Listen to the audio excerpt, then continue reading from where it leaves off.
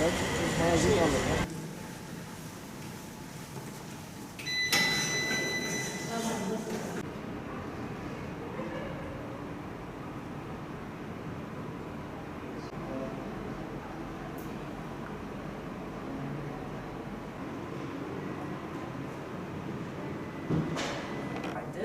Sonra ne yaptık? Bunları aldık.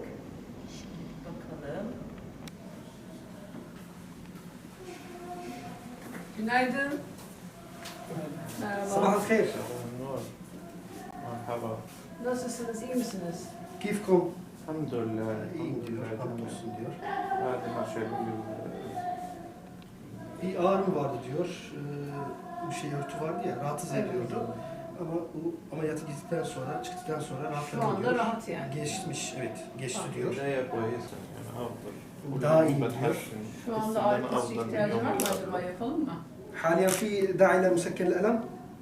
لا بالنسبة لإيديا لا بس عشان رجلي النهاردة بس عشان لسه طالع من Evet, bacağım için العمليات.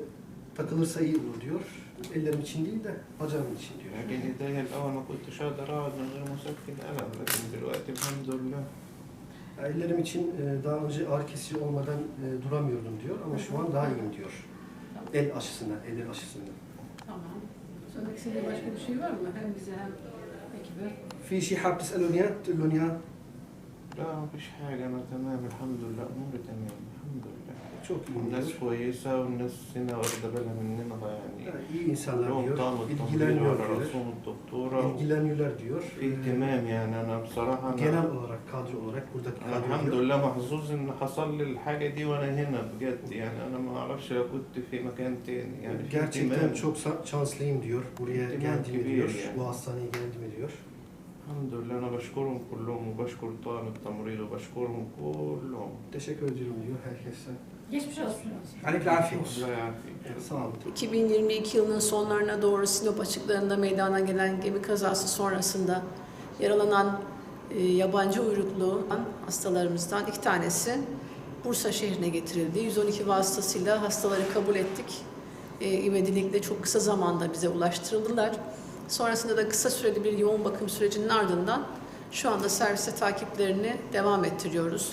Gerekli tıbbi müdahalelerini, ameliyatlarını yaptık. Yakın zamanda sağlıklı bir şekilde taburcu edebileceğimizi düşünüyorum.